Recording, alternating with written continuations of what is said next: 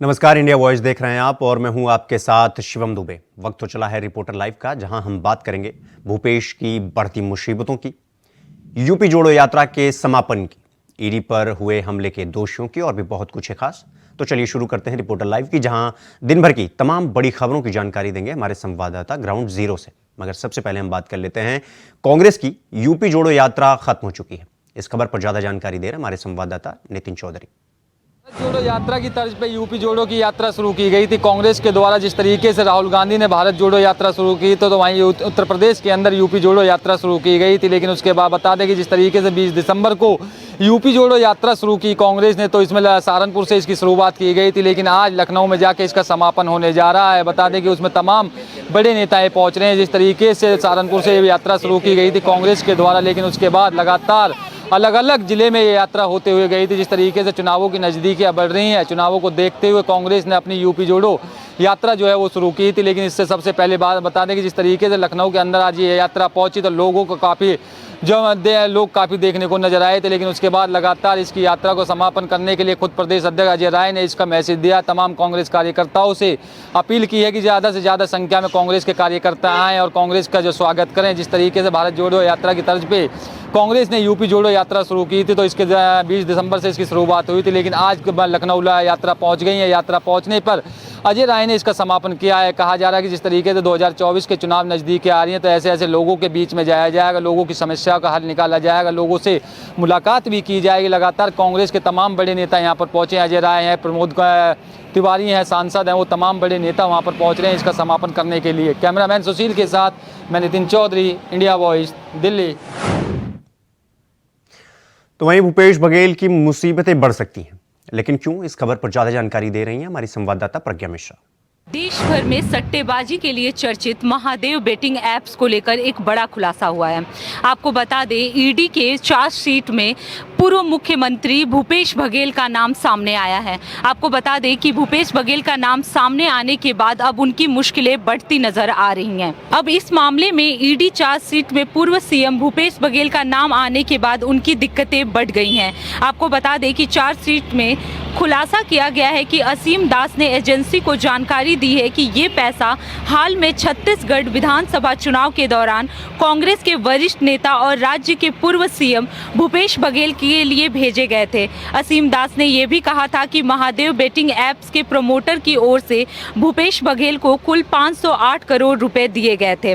आपको बता दें कि इस मामले में ईडी ने 5 आरोपियों के विरुद्ध पहले ही चार्जशीट दायर कर ली है, जिसमें शुभम सोनी, अमित कुमार अग्रवाल, रोहित गुलाटी और असीम दास का नाम शामिल है। अब महादेव ऐप्स मामले में पूर्व मुख्यमंत्री भूपेश बघेल का नाम आने के बाद अब उनकी मुश्किलें बढ़ती नजर आ रही हैं। अब देखना ये होगा कि ईडी उनके खिलाफ समन कब जारी करती है और उन्हें कब बुलाती है। कैमरा पर्सन सुशील बहल के साथ मैं प्रज्ञा मिश्रा, इंडिया वॉइस।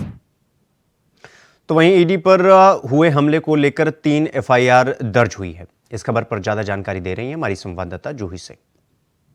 पश्चिम बंगाल में टीएमसी नेता शाहजहां शेख जो है फरार है। दरअसल शुक्रवार को ईडी पर हुए हमले के बाद से जो है 3 लोगों को हिरासत में लिया गया है। हालांकि शाहजहां शेख जो है इस घटना के बाद से लगातार फरार है। आपको बता दें कि उनके आवास पर जब ईडी की टीम पहुंची थी छापेमारी के लिए, इस दौरान जो है उनके समर्थकों के बारे में बताया जा रहा है कि उनके समर्थकों ने ईडी की टीम पर जो है हमला कर दिया, जिसमें कई अधिकारी जो है घायल हो गए। जिसके बाद हालांकि सीआरपीएफ की टीम जो है वहां तैनात रही, पुलिस और तमाम सुरक्षा विभाग की तैयारी जो है पूरी तरह से देखने को मिली और किसी तरह हालात को नियंत्रण में किया गया। लेकिन इस दौरान जो घायल हुए कई सारे जो है ईडी के टीम के जो अधिकारी थे वो सब घायल हुए थे, जिसको लेकर जो है अब कार्रवाई की गई। टीएमसी नेता शाहजहां शेख के खिलाफ लुकआउट नोटिस जारी किया गया है। पुलिस ने शुक्रवार को उनके घर पर छापा मारा था और ईडी ने नोटिस को सभी एयरपोर्ट और सीमा सुरक्षा बल, सीमा पुलिस तथा अन्य एजेंसियों को भेज दिया है। दरअसल मामले में प्रवर्तन निदेशालय ने बोनगांव नगर पालिका के पूर्व अध्यक्ष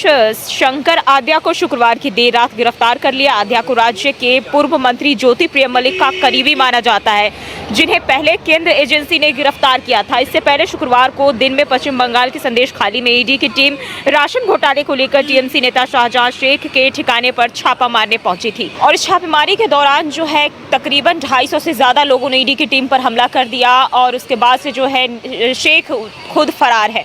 हालांकि इसके बाद जो है किसी भी तरह हालात को काबू में लिया गया, लेकिन इसके बाद से जो सियासी हलचल भी काफ़ी ज़्यादा तेज़ है।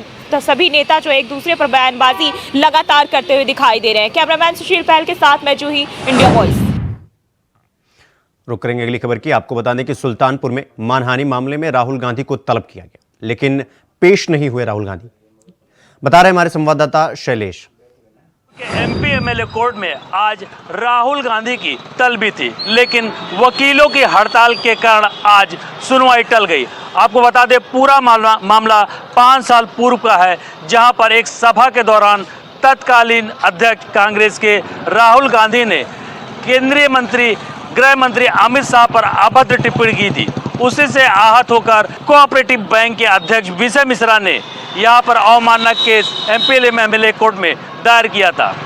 उसी मामले को लेकर सुनवाई पूरी हुई थी और आज 6 जनवरी को राहुल गांधी को यहां सुल्तानपुर की एमपी कोर्ट में हाजिर होना था, लेकिन वकीलों के हड़ताल के कारण आज सुनवाई टल गई है और आगामी डेट 18 जनवरी लगाई गई है। सुल्तानपुर से शैलेश श्रीवास्तव, इंडिया वॉइस। तो वहीं बरेली में मौलाना तौकीर रजा ने राम मंदिर को लेकर बयान दिया है। क्या कहा है बयान में, बता रहे हमारे संवाददाता सनी गोस्वामी। मौलाना तौकीर रजा का एक नया बयान सामने आया है। आपको बता दें मीडिया में एक नया बयान उनका सुर्खियों में चल रहा है, इस समय ट्रेंड कर रहा है, जिसमें मौलाना तौकीर रजा का कहना है कि उन्होंने कहा है कि राम मंदिर जो बन रहा है उसमें काफ़ी हिंदुओं की आस्था थी। जो राम मंदिर बन रहा है उसका वो इस्तेकबाल करते हैं, उसको एक्सेप्ट करते हैं। राम मंदिर जो बन रहा है वो हिंदुओं की आस्था है, इसके लिए वो बहुत खुश हैं। वो भी हिंदुओं की तरह बहुत खुश हैं कि वहाँ पर राम मंदिर बन रहा है। लेकिन वहीं उन्होंने दूसरी तरफ कहा है कि अभी राम मंदिर जो बन रहा है उसके बाद में अगर जैसे 1000 लिस्ट बताई गई है, जो विपक्षी पार्टी बीजेपी के नेताओं की तरफ उनका इशारा था और उनका कहना था कि जो 1000 लिस्ट मस्जिदों की बनाई गई हैं जिसमें कि ज्ञानवापी और ईदगाह भी है, उन्होंने कहा है कि अगर उनके खिलाफ कोई भी एक्शन आता है, सुप्रीम कोर्ट का आता है या किसी का भी आता है, तो उसके खिलाफ वो चैन से नहीं बैठेंगे, वहाँ पर वो कड़ा एक्शन लेंगे। उन्होंने कहा है कि आस्था उनकी ऊपर है, सुप्रीम कोर्ट के फैसले से भी ऊपर उनकी आस्था है। यहाँ तक कि राम मंदिर के मामले में वो मान गए थे, लेकिन अब जब और किसी पे जो मामले चल रहे हैं, विचाराधीन मामले चल रहे हैं, उस पर वो नहीं मानेंगे। ये जो मामला आया है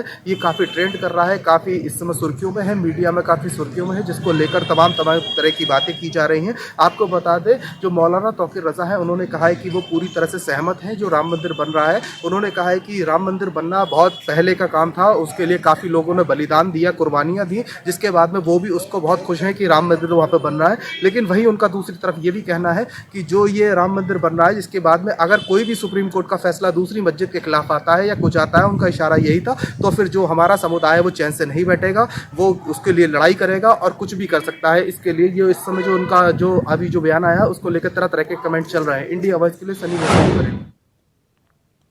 तो वहीं दिल्ली के मुख्यमंत्री केजरीवाल ने अहम बैठक बुलाई है। क्या कुछ खास रहा इस बैठक में, बता रहे हमारे संवाददाता अजीत कुमार। दिल्ली सरकार ने 2024 और 25 के बजट की तैयारी शुरू कर दी है और इसको लेकर के दिल्ली के मुख्यमंत्री अरविंद केजरीवाल ने आज एक अहम बैठक बुलाई, जिसमें वित्त मंत्री आतिशी मुख्य रूप से मौजूद रही और वित्त विभाग के अन्य अधिकारी भी शामिल रहे। दरअसल आपको बता दें कि 2024 और 25 के बजट की तैयारी अभी से शुरू हो गई है और दिल्ली सरकार का लक्ष्य है कि आगामी लोकसभा चुनाव से पहले और 2025 में होने वाले विधानसभा चुनाव से पहले इसको पेश किया जाए और इसी को लेकर के वित्त विभाग को विशेष निर्देश भी दिया गया है और 2024-25 के बजट को बनाने का निर्देश दिया गया है ताकि इसमें अनुमानित खर्चे का भी अंदाजा लगाया जा सके और इसी को लेकर के तमाम तैयारियों को लेकर के आज बैठक की गई, जिसमें कई रणनीतियों पर भी जो बातें हैं वो रखी गई। आपको बताना चाहूँगा कि लोकसभा चुनाव और से पहले ये बजट दिल्ली सरकार के लिए काफ़ी अहम माना जा रहा है। आपको बता दें कि इससे पहले दिल्ली के मुख्यमंत्री अरविंद केजरीवाल का 3 दिवसीय गुजरात दौरा था, जिसमें 6 जनवरी को उन्हें गुजरात दौरे के लिए निकलना था। 6 और 7 और 8 जनवरी का उनका 3 दिन का दौरा था, लेकिन अब इस बजट मीटिंग को लेकर के वह जो उनका जो गुजरात दौरा है वो केवल 2 दिन का रहा है और वो अब रविवार को गुजरात के लिए निकलेंगे और इस दौरान वे सूरत में जेल में बंद अपने आम आदमी पार्टी के विधायक से भी मुलाकात करेंगे और उनके जो परिवार है उनसे भी मिलेंगे। कुल मिलाकर के कहा जा सकता है कि 2024 और 25 के बजट की जो तैयारी है अभी से शुरू कर दी गई है और दिल्ली सरकार इसको लेकर के काफ़ी गंभीर दिखाई दे रही है, क्योंकि ये उनके कार्यकाल का आखिरी बजट भी जो है वो होने वाला है और ऐसे में वो इस बजट को लेकर के कोई भी कमी नहीं छोड़ना चाह रही है। देखना ये होगा कि दिल्ली सरकार का ये बजट दिल्ली वासियों के लिए कितना फायदेमंद साबित होता है और दिल्ली वासियों के लिए क्या क्या बजट में पिटारे खुल करके सामने आते हैं। Ajit Kumar, India voice, Delhi. वाराणसी में ज्ञानवापी परिसर को लेकर फैसला कब आएगा, इस पर ज्यादा जानकारी दे रहे हैं हमारे संवाददाता विकास चौबे। वाराणसी के ज्ञानवापी प्रकरण मामले में आज एक अहम सुनवाई होनी थी, लेकिन इस बार भी लगातार 3 दिन से फिर से एक बार तारीख लग गई और अब 24 जनवरी को जो कि तारीख नियत की गई है, 24 जनवरी को जिला अदालत में इस बात पर बहस होगी कि क्या एएसआई की रिपोर्ट सार्वजनिक की जाए या फिर नहीं। यानी कि एक तरफ जहां हिंदू पक्ष ये मांग कर रहा है कि रिपोर्ट को सार्वजनिक की जाए, पब्लिक डोमेन में लाया जाए, वहीं मुस्लिम पक्ष इस पूरी मांग का विरोध कर रहा है। तो इस पूरे बिंदु पर 24 जनवरी को सुनवाई होगी। साथ ही साथ एक और प्रकरण है 1991 का जो मामला है, जिसमें आदि विशेषज्ञ विराजमान मामले का जो पूरा जो परिसर है उसका सर्वे के लिए एएसआई ने एप्लीकेशन दिया है, 4 हफ्तों का समय मांगा है, उसके ऊपर भी सुनवाई होगी और कोर्ट उस दिन ये भी तय करेगा, उस दिन इस बात पर बहस की जाएगी कि क्या एएसआई को 4 हफ्तों का समय दिया जाए। साथ ही साथ एक और बिंदु है हार्ड कॉपी से जो है सर्वे रिपोर्ट लेने की। दोनों पक्ष, हिंदू पक्ष की बात की जाए, मुस्लिम पक्ष की बात की जाए, तो दोनों पक्ष इस पूरे मांग को लेकर इस पूरे बिंदु पर सहमत है। देखना होगा कि हार्ड कॉपी से जो रिपोर्ट लेने की बात सामने आ रही है उसके ऊपर कब सुनवाई होती है। लेकिन 24 तारीख की नियत की गई है, जब 24 जनवरी को दोबारा से इन तीनों बिंदुओं पर बहस होगी और तब जाकर जिला अदालत जो है किसी एक निष्कर्ष पर पहुंचेगा कि क्या एएसआई की रिपोर्ट सार्वजनिक की जाए या फिर नहीं। आपको बता दें कि ये पूरा मामला ज्ञानवापी का काफ़ी ज़्यादा हाईलाइटेड हो जा रहा है, क्योंकि लगातार 3 दिन से जो है तारीख पर तारीख मिल रही थी और एक बार फिर से आज एक तारीख मिली है। 24 तारीख की जनवरी की जो तारीख है वो नियत की गई है। देखना होगा कि 24 जनवरी को जिला अदालत से क्या आदेश निकल कर आता है और सुनवाई में क्या कुछ होता है, क्योंकि एक तरफ जहां हिंदू पक्ष दावा कर रहा है कि जो पूरा परिसर है वो उनका है और सर्वे रिपोर्ट सार्वजनिक करने से, पब्लिक डोमेन में आने से, मीडिया के जो है सौजन्य से सभी को जानकारी मिल पाएगी, सभी लोग जान पाएंगे, आम पब्लिक जान पाएगी कि आखिर में ज्ञानवापी परिसर में एएसआई ने क्या पाया सर्वे के दौरान। साथ ही साथ सभी चीज़ों का जो मिथ्या फैलाया जा रहा है उन चीज़ों का भी जो है खंडन हो पाएगा। वाराणसी से विकास चौबे, इंडिया वॉइस के लिए। वहीं उत्तराखंड में पूर्व मुख्यमंत्री हरीश रावत ने पदयात्रा निकाली है। इस खबर पर ज्यादा जानकारी दे रहे हैं हमारे संवाददाता अभय कैंतुरा। पूर्व मुख्यमंत्री हरीश रावत ने आज बेरोजगारों के समर्थन में पैदल यात्रा की है। राजधानी देहरादून में इस पैदल यात्रा में पार्टी के कार्यकर्ताओं के साथ कई हजारों की संख्या में युवा भी मैदान पर नजर आए। सीधे तौर पर सरकार से आह्वान किया गया कि जिन भर्तियों का वादा सरकार ने किया था वो भर्तियां पूरी की जाए, युवाओं को रोजगार दिया जाए और राज्य का जो भविष्य है उस भविष्य को संवारने का काम यहाँ पर किया जाए। पूर्व मुख्यमंत्री हरीश रावत ने इस पैदल यात्रा में राज्य सरकार के उन सभी दावों की पोल खोली है जो दावे सरकार ने यहाँ पर भर्तियों के रूप में रोजगार देने के लिए किए थे। ये कहा जा सकता है कि कांग्रेस अब बेरोजगारों के इस मुद्दे को बड़े स्तर पर भुनाना चाहती है, सड़क से लेकर सदन तक बेरोजगारों की आवाज उठाना चाहती है, ताकि आने वाले समय में, चुनावों के समय में कांग्रेस पार्टी को युवा अपना साथ दे सके। कांग्रेस पार्टी लगातार युवाओं की बात कर रही है। ऐसे में पूर्व मुख्यमंत्री हरीश रावत की पैदल यात्रा आने वाले दिनों में एक बड़ा विषय कांग्रेस के लिए भी होगा और युवाओं को साथ जोड़ने का काम भी करेगा। कैमरामैन नथुना था, अभय कैंतुरा, इंडिया वॉइस, देहरादून। तो वहीं सिद्धार्थनगर में मेडिकल कॉलेज का एक वीडियो वायरल हो रहा है। क्या था पूरा वीडियो, बता रहे हमारे संवाददाता राकेश यादव। सिद्धार्थनगर जिले के मेडिकल कॉलेज में एक वीडियो सोशल मीडिया पे वायरल हुआ था, जो कि एक दलाल के माध्यम से मरीज से पैसा लिया जा रहा था। अब उस मामले को संज्ञान में लेके उप मुख्यमंत्री ब्रजेश पाठक ने जो है 3 दिन के अंदर रिपोर्ट मांगी थी। अब उस रिपोर्ट के माध्यम से अब 3 दिन बीतने के बाद जो है यहाँ के प्राचार्य AK झा ने, जो उसमें लिप्त था, स्वास्थ्य कर्मी को जो है बर्खास्त कर दिया गया। अब देखने की बात यह है कि स्वास्थ्य मंत्री के जो है ट्वीट के बाद प्रशासन जागा और उस मामले में कार्रवाई की। अब इस तरह से मरीजों से पैसा वसूला जाता है यहाँ अस्पताल में, जो कि मेडिकल कॉलेज में, जो कि सरकार फ्री मुहैया करा रही है सुविधा लोगों को। जिस तरह से लोगों को सुविधाएं मिले, अब उस तरह से उसमें दलालों के माध्यम से जो पैसा वसूली की जा रही थी। वीडियो सोशल मीडिया पे वायरल हुआ था और 3 दिन के अंदर उप मुख्यमंत्री ब्रजेश पाठक ने ट्वीट करके इस पे जो है प्राचार्य से रिपोर्ट मांगी थी। अब रिपोर्ट के आधार पर यहाँ के प्राचार्य ने उसके खिलाफ कार्रवाई की। जो स्वास्थ्यकर्मी उसमें लिप्त था उसको बर्खास्त कर दिया गया। सिद्धार्थनगर से राकेश यादव, इंडिया न्यूज़। रुक रहे हैं अगली खबर की ओर। आपको बता दें कि गाजियाबाद में एलिवेटेड रोड पर प्रतिबंध लगाया गया है। किन किन चीजों पर प्रतिबंध लगाया गया है, बता रहे हमारे संवाददाता प्रवीण कुमार।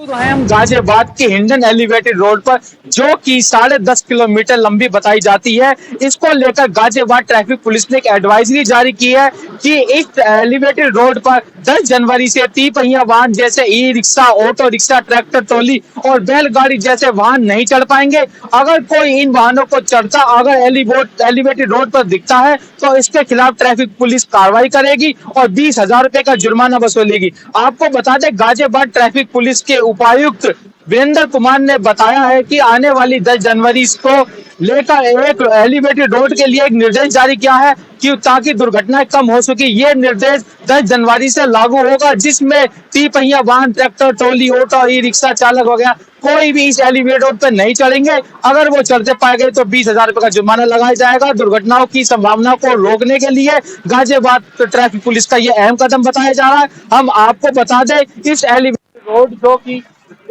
काफी लंबी है और राजनगर एक्सटेंशन से होकर सीधी यूपी गेट को जोड़ती है और इस पे वाहनों की स्पीड काफी ज्यादा होती है और ऐसे में ये रिक्शा चालक, ट्रैक्टर ट्रॉली और ऑटो रिक्शा अगर इस एलिवेटेड रोड पे वाहनों को चलाते हैं तो उनकी स्पीड कम होने से जो आने वाले वाहन जो तेजी से चलते हैं वो कहीं ना कहीं टकराने की संभावना बनी रहती है, जिसको लेकर गाजियाबाद ट्रैफिक पुलिस ने अहम कदम उठाया है और 10 जनवरी से इन सभी वाहनों पर प्रतिबंध रहेगा और इसके लिए जल्द ही एलिवेटेड रोड पे साइन बोर्ड लगा दिए जाएंगे। मैं गाजियाबाद से Praveen Kumar, India voice news. Uttar Pradesh के मुख्यमंत्री योगी आदित्यनाथ आज गोरखपुर के दौरे पर हैं। इस खबर पर ज्यादा जानकारी दे रहे हैं हमारे संवाददाता आदित्य नारायण। गोरखपुर में मुख्यमंत्री योगी आदित्यनाथ का 2 दिवसीय दौरा आज है। जैसा मैं आपको बता दूं, गोरखपुर में बहुत सी परियोजनाएं उसका लोकार्पण शिलान्यास गोरखपुर में मुख्यमंत्री योगी आदित्यनाथ द्वारा होना है। कई जनसभाओं को संबोधित करेंगे। विकसित संकल्प यात्रा जो केंद्र सरकार की परियोजनाएं हैं उनके लाभार्थियों से भेंट करेंगे और बहुत सी चीज़ों के बारे में ये जो चल रही है केंद्र सरकार की योजना, उन लाभार्थियों को प्रमाण पत्र भी जारी करेंगे। योगी आदित्यनाथ का दौरा बहुत ही महत्वपूर्ण है क्योंकि 2024 में जो चुनाव आने वाला है लोकसभा का, उसके लिए भी ये बहुत महत्वपूर्ण मायने रख रहा है। आज योगी आदित्यनाथ 3 बजे करीब गोरखपुर में आए हुए हैं और कई कार्यक्रमों में शिलान्यास और लोकार्पण कर रहे हैं। कल सुबह वो एक जनता दरबार करने वाले हैं, उसके बाद कल बहुत से कार्यक्रम में भाग लेंगे। Adityanath Srivastava, India voice, Gorakhpur. तो वहीं मैनपुरी में पर्यटन मंत्री ने समीक्षा बैठक में भाग लिया है। इस खबर पर ज्यादा जानकारी दे रहे हैं हमारे संवाददाता मुकेश कुमार। मैनपुरी पहुंचे सदर विधायक जयवीर सिंह और कैबिनेट मंत्री उत्तर प्रदेश सरकार के संस्कृति पर्यटन विभाग मंत्री हैं। आज वह कानून व्यवस्था और विकास कार्यों की समीक्षा बैठक में शामिल होने के लिए पहुंचे हैं। जयवीर सिंह ने ईवीएम पर उठाए गए सवालों को पलटवार करते हुए कहा है कि मैनपुरी सांसद डिम्पल यादव के द्वारा जो सवाल उठाया गया है ईवीएम पर, वह जब भी चुनाव आते हैं तब ईवीएम पर आखिर सवाल उठते हैं। विपक्ष जब कहीं अगर चुनाव जीत जाता है तो ईवीएम पर कोई सवाल नहीं रहते हैं, मगर अगर चुनाव हार जाता है विपक्ष तो ईवीएम पर सवाल उठना स्वाभाविक है। तो वहीं आगरा में एसओ समेत 4 पुलिस कर्मियों को निलंबित कर दिया गया है। क्या है पूरा मामला, बता रहे हैं हमारे संवाददाता आमिर कादरी। आगरा के थाना जगदीशपुरा पुलिस ने एक परिवार को फर्जी केस में फंसाकर जेल भेज दिया। जांच के बाद एसओ सहित 4 पुलिस कर्मियों को सस्पेंड कर दिया गया है। थाना जगदीशपुरा पुलिस ने बोदला रोड पर करोड़ों की जमीन पर एक पक्ष को कब्जा दिलाने के लिए एक बड़ा खेल खेल दिया, जिसमें खेल के अंदर 2 मुकदमे दर्ज किए गए। एक मुकदमा एनडीपीएस की धाराओं में दर्ज किया तो वहीं दूसरा मुकदमा आबकारी अधिनियम के तहत दर्ज कर एक ही परिवार के महिला सहित 6 लोगों को जेल भेज दिया, जिसके बाद जमीन पर कब्जा करा दिया गया। साथ ही रातों रात बाउंड्री भी करा दी गई और गार्ड को तैनात कर दिया गया। इसके बाद में इस पूरे मामले की शिकायत जब यूपी डीजीपी ऑफिस तक पहुंची तो आगरा के अधिकारी हरकत में आए और तत्कालीन एसओ जगदीशपुरा जितेंद्र कुमार नैन सहित 4 पुलिसकर्मियों को सस्पेंड कर दिया गया। साथ ही Agra police commissioner doctor Pratinder Singh ने सस्पेंड किए गए पुलिसकर्मियों के खिलाफ में विभागीय जांच के भी आदेश दिए हैं। आगरा से कैमरामैन बीके के साथ में आमिर कादरी, इंडिया वॉइस। तो वहीं दिल्ली में पुलिस को बड़ी कामयाबी हाथ लगी है। आपको बता दें कि इस खबर पर ज्यादा जानकारी दे रहे हमारे संवाददाता अजीत कुमार। दिल्ली के रोहिणी इलाके में चल रहे ऑपरेशन पराक्रम के तहत अमन विहार थाना पुलिस ने बड़ी सफलता हासिल की है। जी हां, दरअसल आपको बता दें कि दिल्ली की अमन विहार थाना पुलिस ने एक शातिर बदमाश को गिरफ्तार किया है। यह कामयाबी उस समय मिली जब पेट्रोलिंग स्टाफ गश्त कर रही थी। दरअसल रोहिणी जिले के डीसीपी के मुताबिक पेट्रोलिंग स्टाफ ड्यूटी पर थे और उस दौरान एक बदमाश जो है वो वहां से गुजरा तो पेट्रोलिंग स्टाफ को उसकी जो हरकत है वो संदिग्ध नजर आई। तो वहीं आगरा में एसओ समेत 4 पुलिस कर्मियों को निलंबित कर दिया गया है। क्या है पूरा मामला, बता रहे हैं हमारे संवाददाता आमिर कादरी। दरअसल रोहिणी जिले के डीसीपी के मुताबिक पेट्रोलिंग स्टाफ ड्यूटी पर थे और उस दौरान एक बदमाश जो है वो वहां से गुजरा तो पेट्रोलिंग स्टाफ को उसकी जो हरकत है वो संदिग्ध नजर आई। तो वहीं हमीरपुर में सपा प्रदर्शन कर रही है, लेकिन क्यों, क्या है पूरा मामला, बता रहे हमारे संवाददाता रुपेश गुप्ता।